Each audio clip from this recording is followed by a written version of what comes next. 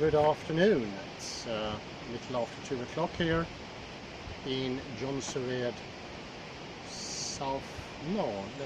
northeast of Gothenburg. Not too far, about 20 kilometers. I would today further the understanding of what is disturbance, or what is, so to speak, the interpenetration of the subject.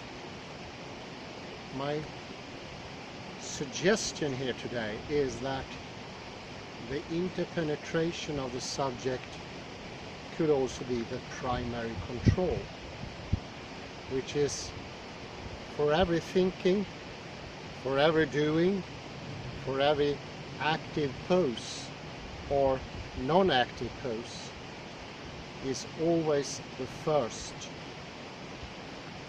In an ordinal way, the neck forward, the head forward and upwards starts everything, with no exception.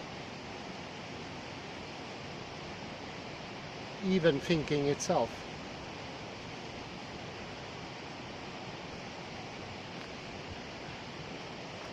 So there is a connection here.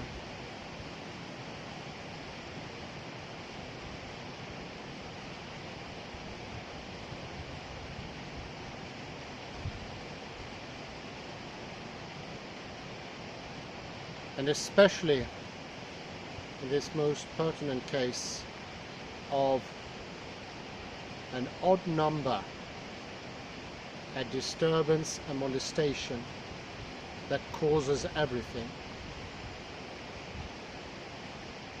The primary control, when the head is free to move upwards, which is initiated by the idea of a small drip of water slowly running over the back of the nose. That is the starting point. That is where it all begins.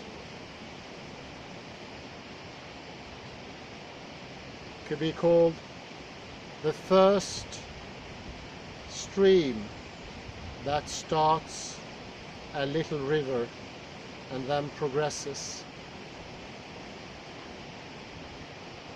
Could also be the very first thing, the intention, but it actually comes before the intention and is most definitely part and parcel of what it is to intend something.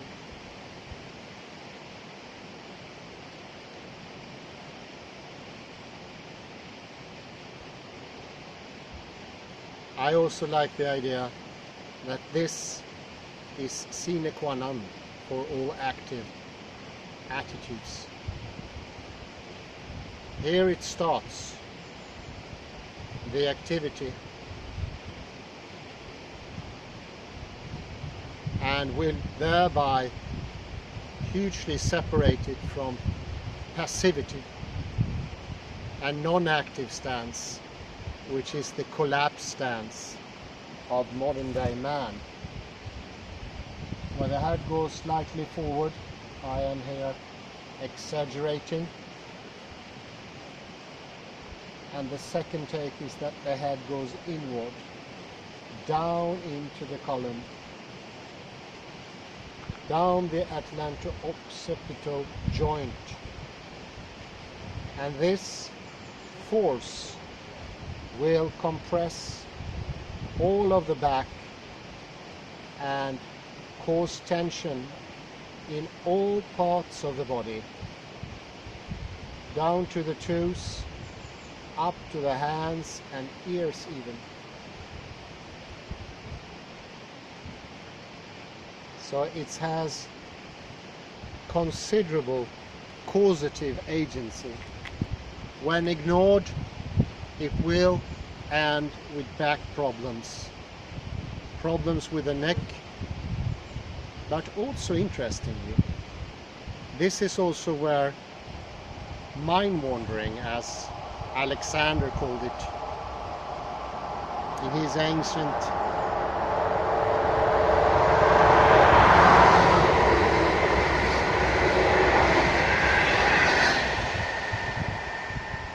in his ancient way of terming the things in the early 19th century, especially prominent in the book The Use of the Self, but also constructive conscious control of the individual.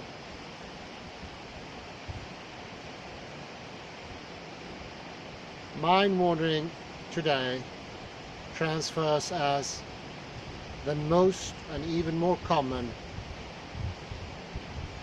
lack of focus, lack of attention, lack of a withhold awareness of everything that goes around oneself, up and down, but also inwardly.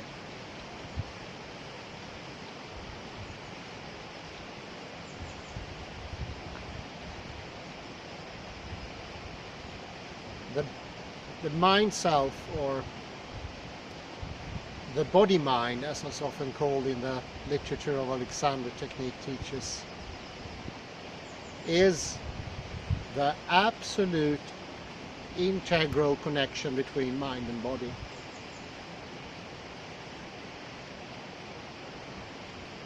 Down to the point, it means that misuse of the neck is also misuse of thinking as well. Once more, we have the primal mover,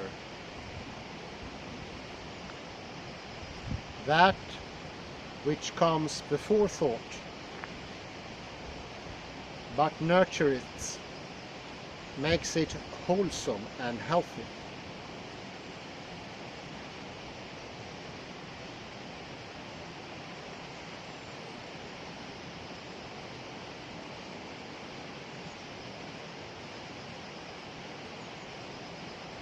In the Alexander technique, as in quantum physics, and also the Wittgensteinian Heideggerian take, body and mind are the same.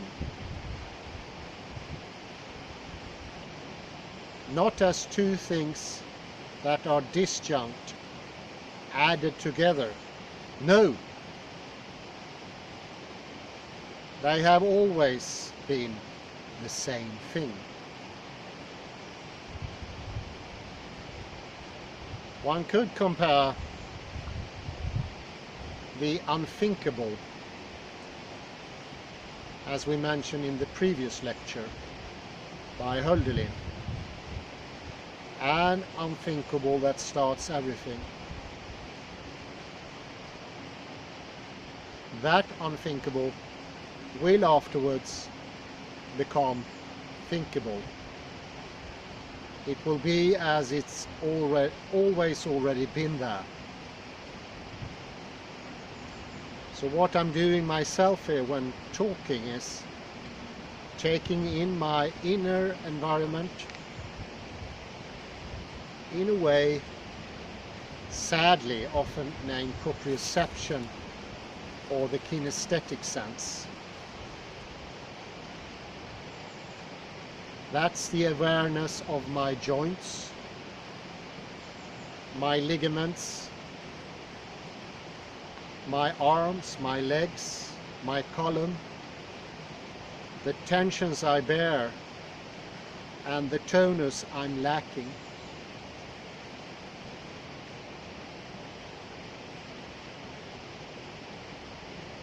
I got especially inspired by the article by Derrida we had previously.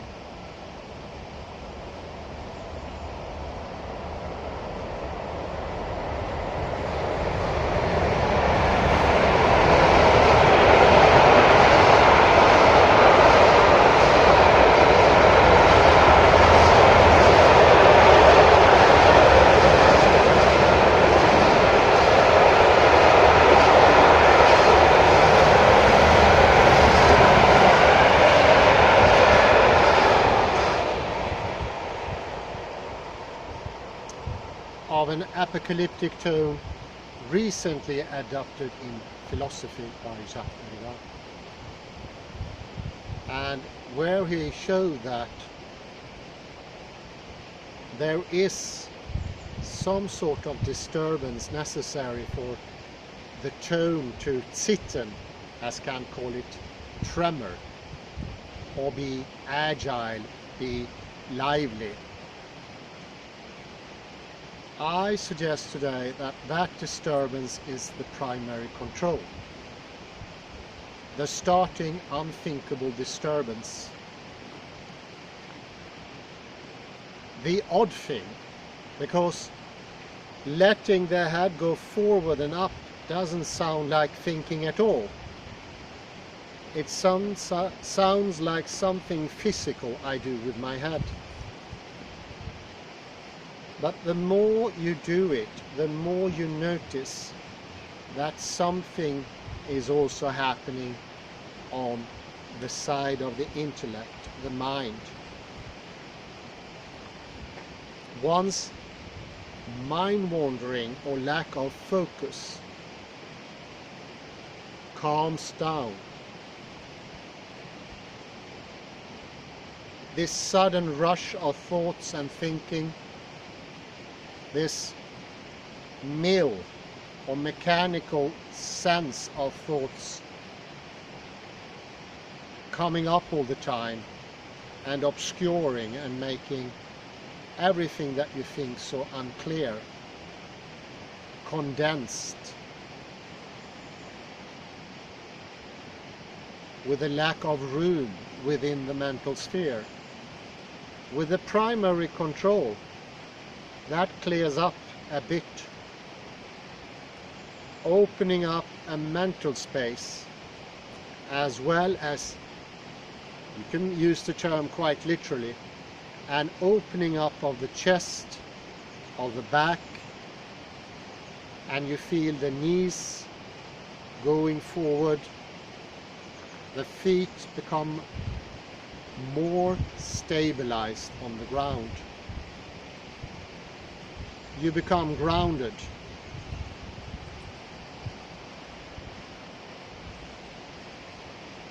I think this is sine qua non, something that is an absolute predisposition for anything that is similar to higher thinking, abstract thinking.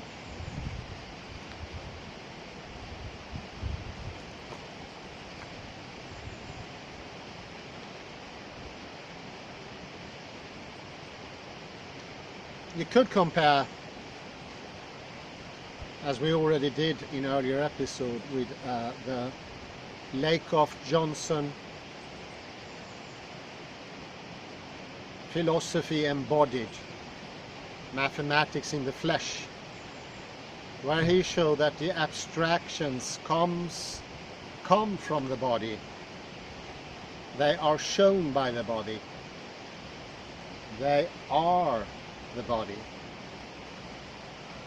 Doesn't it make sense then that the body should be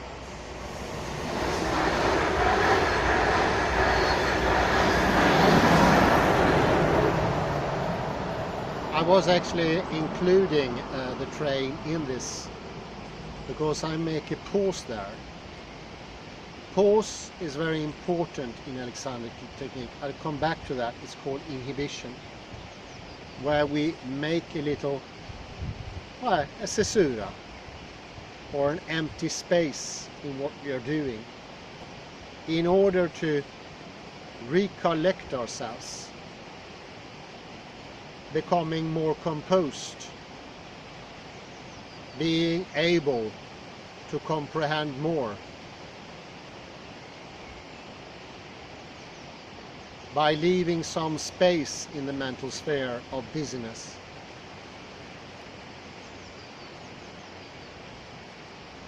So there are three, it's a triunion often called in Alexander technique. You can call it a trinity, because we're speaking a lot of apocalypse and God and Christianity.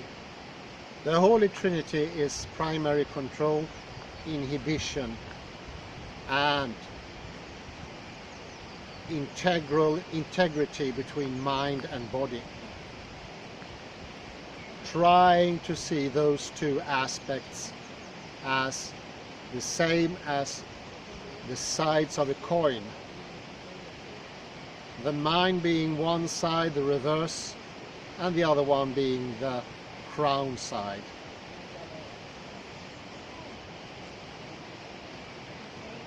We both need heads and tails to make an integral, complete coin. We are also oddly put together by things that, certainly influenced by physics, has become more and more physicalized, like our bodies.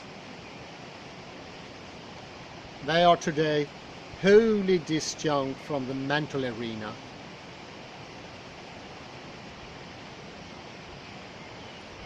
If you go to one of the higher educations today, you will find chairs that hinders thinking, hinders the Lake of Johnson idea of abstraction being a bodily / soulful expression of things.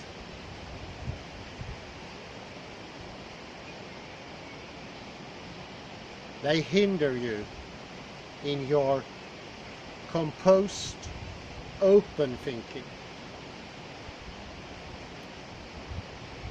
I will in a short while demonstrate the primary control, but also how you who watch this can learn to appreciate the very delicate balance between the head resting as a king on its throne on the atlanto-occipital joint,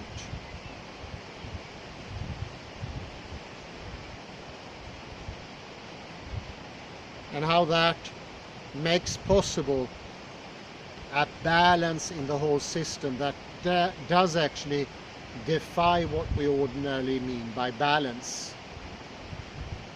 Balance is often seen as piling things upon each other, and where we see the bones in our bodies as lumber, tree, wood, as you would find in a house, that builds integrity in the system.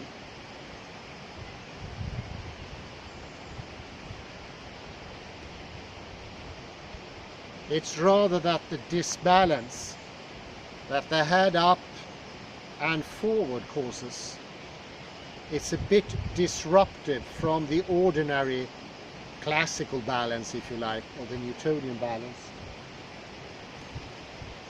But before I commence, I will read a little bit from the book Teach Yourself, the Alexander Technique by Richard Craze. It's on page 23, third paragraph, subtitled Primary Control.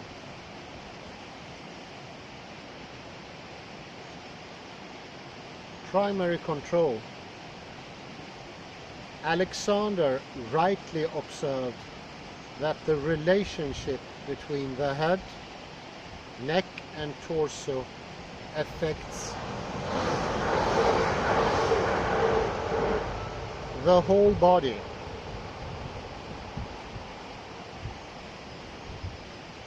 If the head and neck are properly aligned with the back, then the whole body naturally follows in a relaxed, natural posture.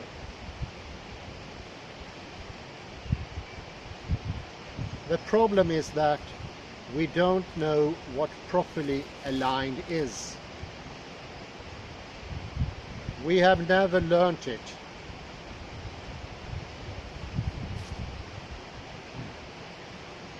And this is probably the vital learning aspect of the Alexander Technique. This problem seems to affect only humans, my comment there are only humans that start philosophizing about divisions, wherever they are, between mind and body, the material and the abstract, res extensa versus res cogitans, and so forth. Are we a design fault? Have we evolved badly? Look at any of the other animals. Cats flew smoothly as they walk.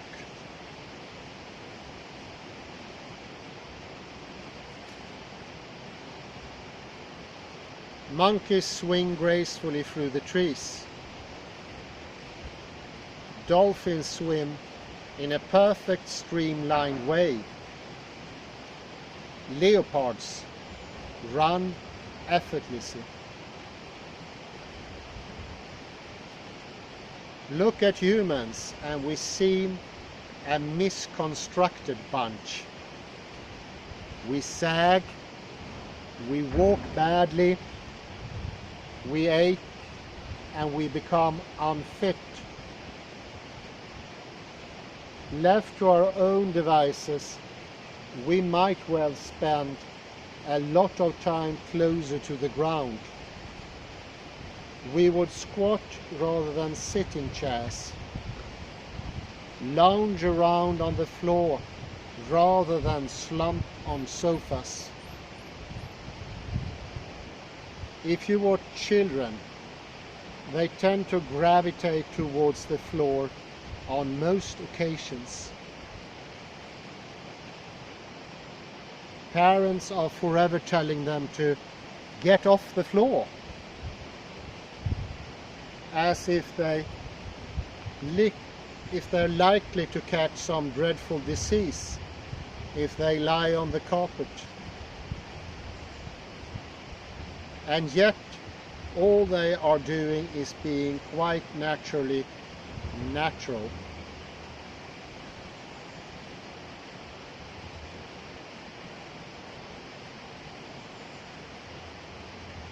If you watch soldiers on parade, they stand up straight. They are our finest fighting people, and they should be at the peak of physical fitness. Yet, if you watch them, they appear stiff and ill at ease.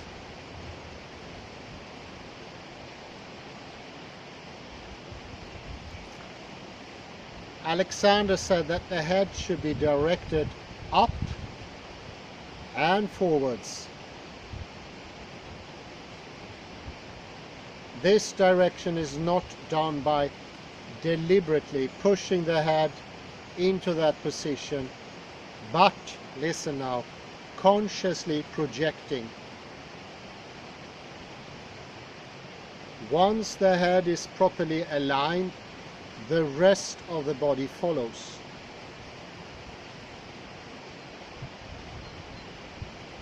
You can see from figure 2.1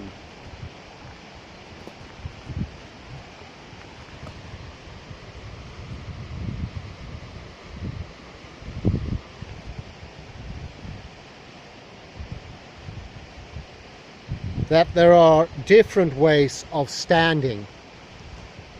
When we try to stand up straight or properly, or according to our ideas of right, we invariably alter the position of our back, chest or upper torso in some way. Alexander realized that the head leads the entire body posture.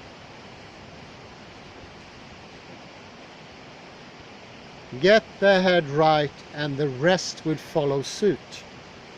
That's why it's called primary.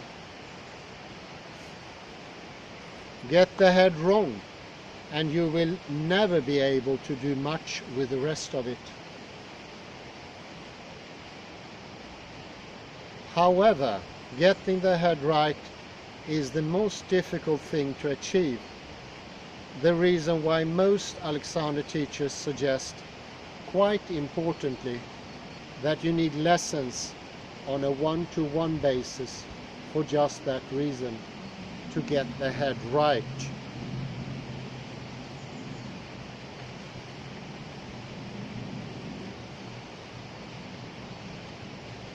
We can find the mental status when we get the head right, because the ease on the intellectual side can be recognized when your thinking is functioning better, indirectly, and in the end even directly.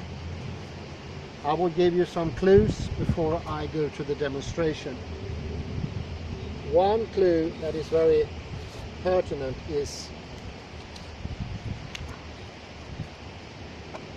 when you get the head right, there is an expansion of consciousness. More comes in, both of your inner and what is outside of you. You can all of a sudden feel something in your hands. You start feeling your knees. You feel that are tensed.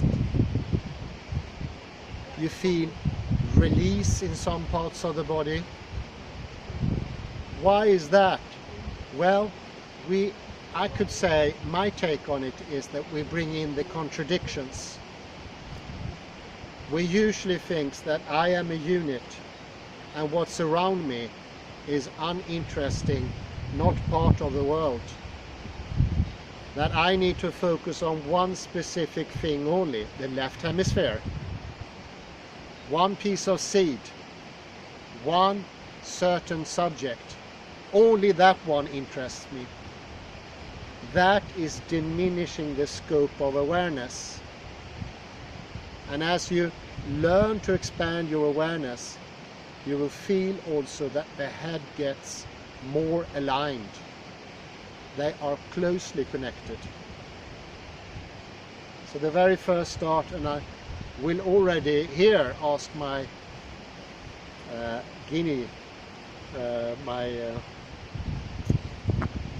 laboratory guinea pig, Kalle, to open up to what's around you before you come here, even to sort of take it in, the full expanse of all that is around you,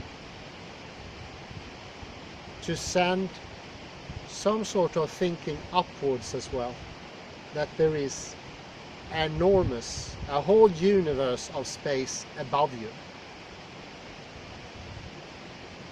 And as we said, seeing is problematic here. Use your hearing. Try to hear something above you. Some birds. Or why not all these flocks of birds that are coming into our northern country now, flying in for food from southern territories like Sicily, Malta, south of Spain. You can most probably hear them, and I hear something behind me, a train.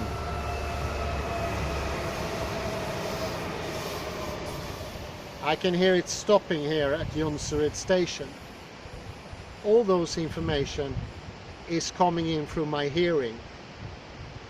And hearing has a special ability to bring in space. And as you see here, just under the earlobe, here, that is where the atlanto-occipital joint is situated. So hearing and balance is very closely connected, more connected than seeing.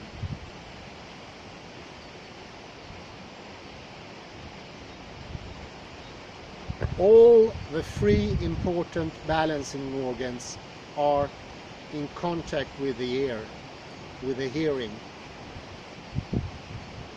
They tell you acceleration, they tell you endogenously what's up and down, back and front in your body. It's the original chirality, actually. I'm not exaggerating here. Here is where it all starts. I will let Kalle come into the picture here, and we will have a look at his neck. I suggest you stand here. It's a bit taller than I am, so you come here, start there. So begin by taking in the environment. That's always a good start. And I can always feel a sort of change in the musculature of the back. Begins almost directly. So you see, it doesn't take much effort. That was just a thought. You will learn that thinking is not just, it's everything. So as I said, it's the prime igniter. And as I move his hand, I ask him to think even more about what's above him. And already here I feel a change in the tonus. Let that hand go, and we go to the more problematic. It's the left-handed color, and usually, yes, usually the left hand is more problematic because this is the working hand and connected to the dominant side here. Take in more and more and let it just fall. Yeah. Think of widening the back. Yes, very good. And now we look here, inside here, you not only have the atlanto-occipital joint, which is so important for moving your head like a nod, sideways, which is tough. We work with a side downward, yeah, there. So when it goes a little bit down, there is a relaxation in the whole demeanor of Kalle. So that's why it's often mentioned, think just of a very slight drop of water going on the back of the nose. That little, it shouldn't be more, is exactly what is needed to take the head a bit forward. And therefore it will now be easier to have this upward movement that goes exactly through your ears, all over your head. Yeah, that's it, that's it. And now we get more balanced as this happens.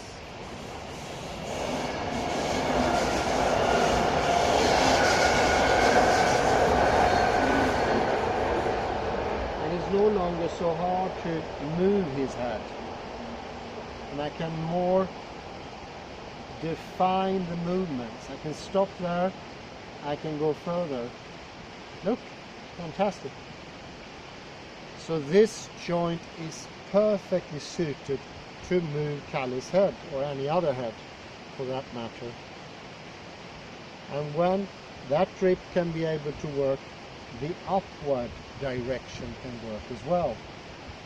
And now let that upward direction also go into the spine.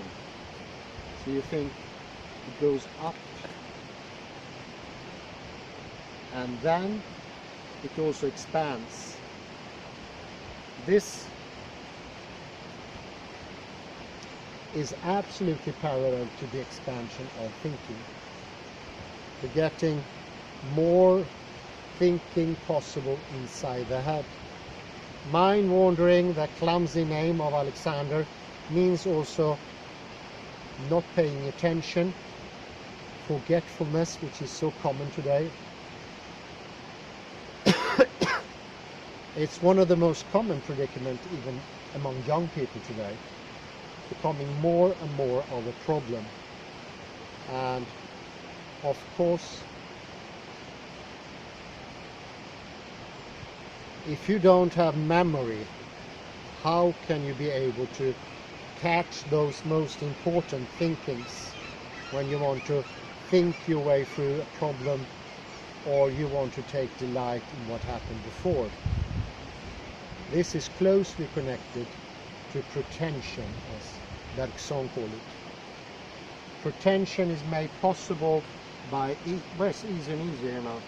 You see, we can now also add a coming out of the hips. Yeah, a little bit like that, yeah. Because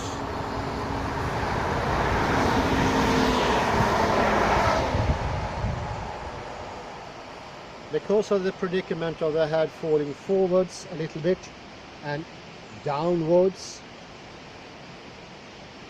the spine compresses, but also what happens is we sort of fall into our hip. Coming out of the hip, as you're starting to do now, it's a relieving sense of becoming higher. You literally become higher, as I see you now. Taller, the most correct English term. And it's also easier now to turn you.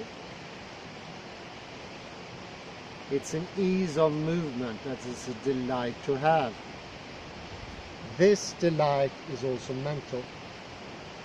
And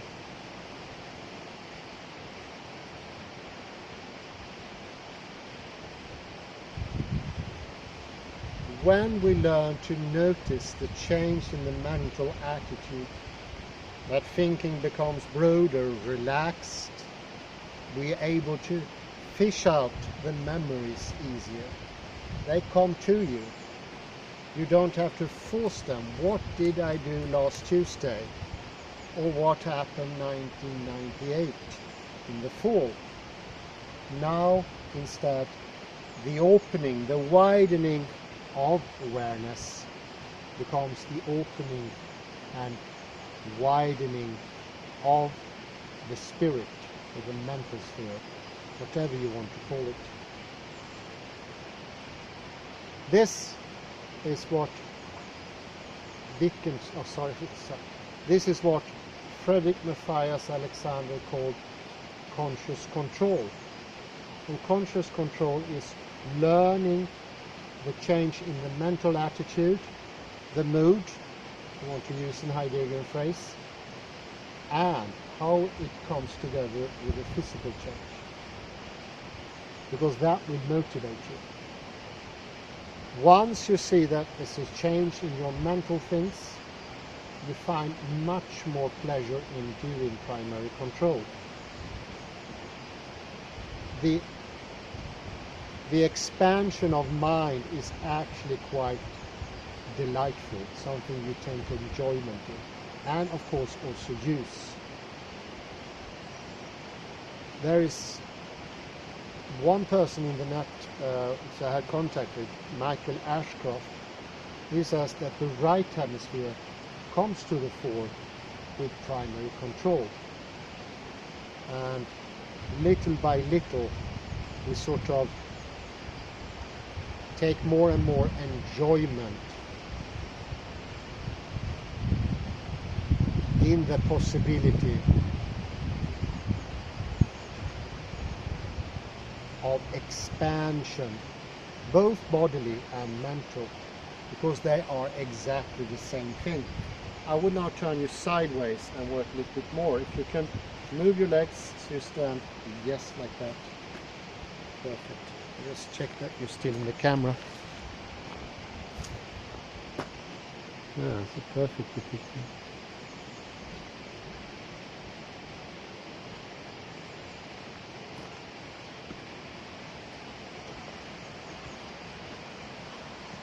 So here we can see where the joints come in. Here, this side, just under the ear. And we can tip it a little bit forward, very little. And that's the drip. And now the head, I can feel it, it's coming up, it's coming up, it's coming up. He's not doing anything. He's just thinking it. And there is a significant release of tension. There's also less tension in the jaw. this starts everything. Widening is already taking place here, only by this little thing called thinking. And we begin to learn that thinking is very, very important. It has a huge gravity to it. It can make everything possible. In a way, it's actually taking control of one's own destiny. And you can continue to think in lengthening and widening, yes, in the back. So the back is in front of me. You can see this from this side, but you can also see that here is better aligned. And I haven't touched the knees yet, but I'm quite certain that that tension is becoming easier. Think of a direction going out of your knees. Yes. And that goes down to the ankle as well. So an alignment is now happening. The primary control makes the tensions in the body release. But not only that, it replaces where it's not enough tension with enough tension. So the front of Kalle will get stronger, this area that actually carries the body. The so-called posture muscles. The posture muscles are the thing that we neglect in the West. The posture muscles will be rebuilt. Oh, look at that. It's now so very, very soft here. Will be rebuilt by using the primary control as the first igniter or the primary cause of everything. And I really like the idea that, since we are doing philosophy mostly in these Heideggerian episodes, I like the idea very much that we call it something unknown or unthinkable, using Hölderlin. But afterwards, this unthinkable, this impossibility, I bet you thought in the beginning it was impossible, but it is not. Just by thinking it, you make it possible. So we can also see the primary control as being something that we potentially can do. We never know we have the capacity, but once we try it, after the collapse of the superposition, or when you observe yourself, you will feel a greater relief.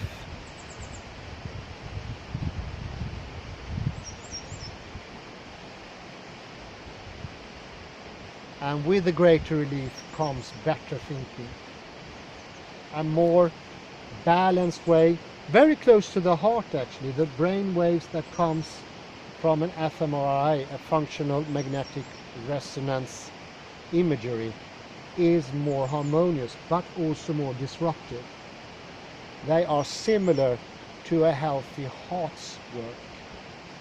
Whereas I would say normal academic life doesn't have these healthy disturbances. It's narrow, it's not very wide, it's not deep fractally. And this is much better. And now curiosity comes back here too. I think end the whole thing by Kalle moving about a little bit. Just in front of the camera, I have a look at the stream. You see, his whole face has changed. His eyebrows is now more relaxed. His forehead is not as frowning. So it's an ease of move, and that will also be an ease of thinking and feeling. Another comparison I heard many years ago is that being aligned is a very luxury feeling. And I remember one woman said after a class, we had these group classes, "Wow, it feels like I've been to the Canary Islands 2 weeks." This is what happens. Usually you need to wait 50 weeks to have 2 weeks down in the Canary Islands. Enjoy the sun, lack of work, friendship, enjoyment, good meals, and you get into the same alignment. Alexander technique can give that to you, so you can enjoy your stay both at work and especially in your intellectual endeavors, which I know you're very keen on. Much more balanced, deeper, and you will get the gift of not forgetting things. Frederick Matthias Alexander and his brother A.R. Alexander, they managed incredible memory skills, but the body needs to be aligned, because that opens up the mental sphere as well. Next time we will do a bit more moving procedure. We try walking and getting out of a chair, which is like the next step once you are more realigned. I can say myself, even though I didn't participate, other as showing a bit, trying out the few skills I have in this, I feel more integral as well. So you see, just by mentioning it, the process starts. It doesn't need much, but you need to recognize that thinking is important.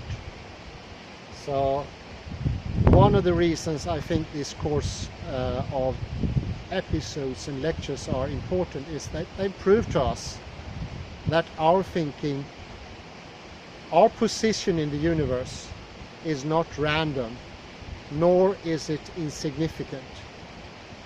We are not specks of grains in the universe. We are enormous. We have an enormous importance in what's happening in the universe, and therefore this enormity comes to our own lives as well. It's an enlargement of who you are. You are no longer a dot in a calendar or just an origo in the coordinate system of someone who was renowned for misuse, René Descartes, or anyone else of those type of people who likes to divide where unity is healthier. Well, thank you very much, Kalle, for your help. It was fantastic. I don't think it's shown so clearly before, ever. And thank you very much for listening. It was a pure pleasure. And I say goodbye from the streams here. And maybe we can catch that duck coming here. As I do it. You can see a perfectly healthy goose letting the head lead to its position.